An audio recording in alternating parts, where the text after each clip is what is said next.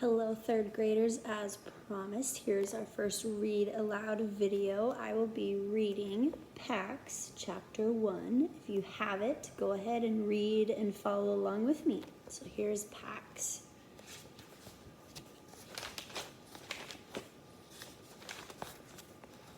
The fox felt the car slow before the boy did, as he felt everything first.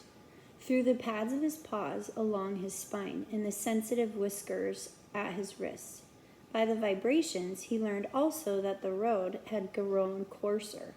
He stretched up from his boy's lap and sniffed at the threads of scent leaking in through the window, which told him they were now traveling into woodlands.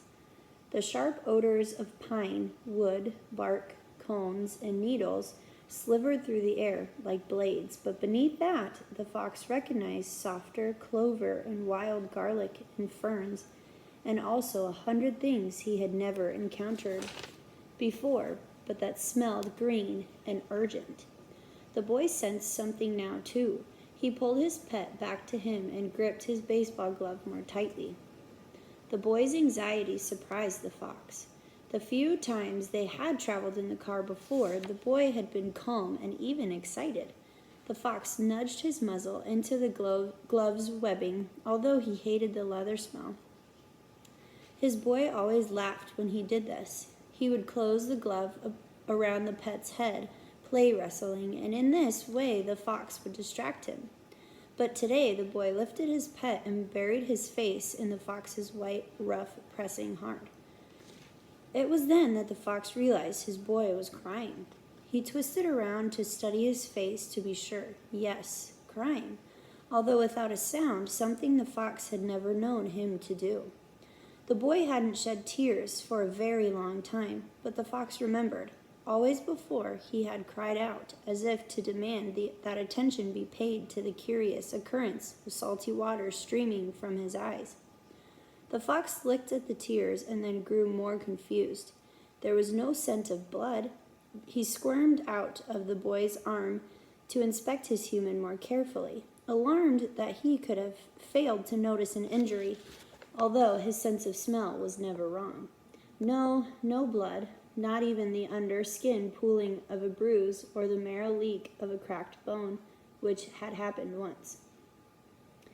The car pulled to the right and the suitcase beside them shifted, but its scent, the fox knew it held the boy's clothing and the things from his room he handled most often, the photo he kept on top of his bureau and the items he hid in the bottom drawer. He pawed at a corner, hoping to pry the suitcase open enough for the boy's weak nose to smell these favored things and to be comforted. But just then the car slowed again, this time to a rumbling crawl. The boy slumped forward, his head in his hands. The fox's heartbeat climbed, and the bushy hairs of his tail lifted. The charred metal scent of the father's new clothing was burning his throat. He leaped to the window and scratched at it. Sometimes at home, his boy would raise a similar glass wall if he did this. He always felt better when the glass wall was lifted.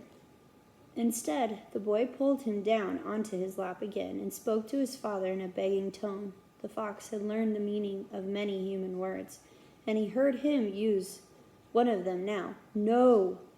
Often the no word was linked to one of the two names he knew, his own and his boy's. He listened carefully, but today it was just the no, pleaded to the father over and over. The car juddered to a full stop and tilted off to the right, a cloud of dust rising beyond the window. The father reached out over the seat again, and after saying something to his son in a soft voice that didn't match his hard lie scent, he grasped the fox by the scruff of the neck.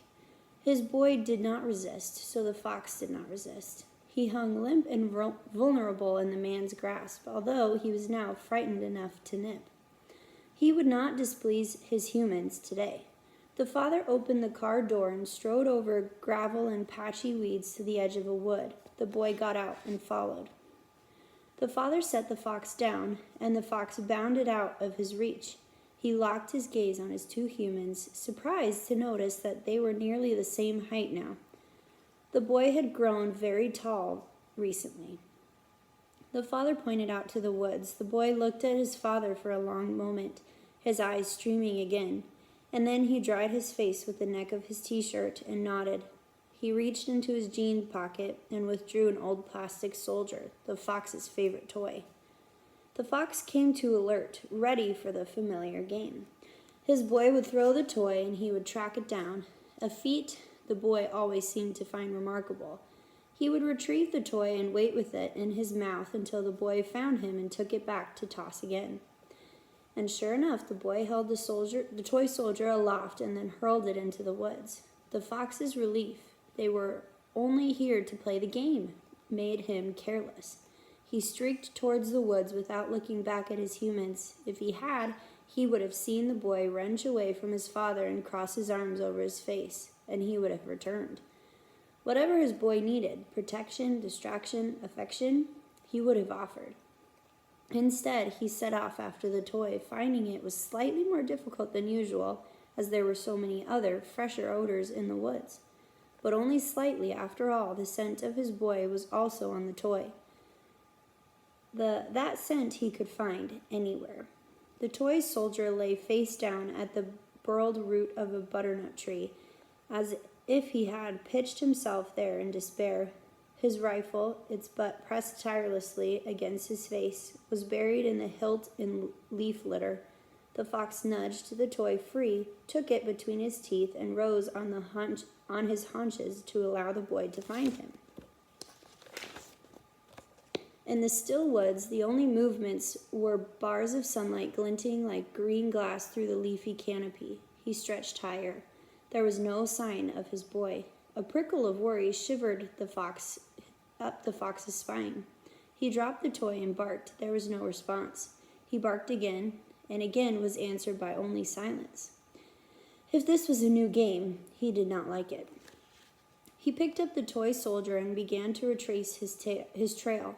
As he loped out of the woods, a jay streaked in above him, shrieking. The fox froze, torn.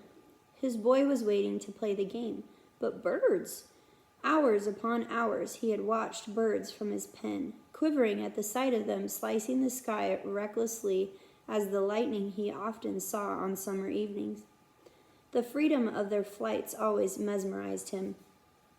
The jay called again, deeper in the forest now, but answered by a chorus of reply. For one more moment the fox hesitated, peering into the trees for another sight of the electric blue wedge. And then, behind him, he heard a car door slam shut, and then another. He bounded at full speed, heedless of the briars that tore at his cheeks. The car's engine roared to life, and the fox skidded to a stop at the edge of the road.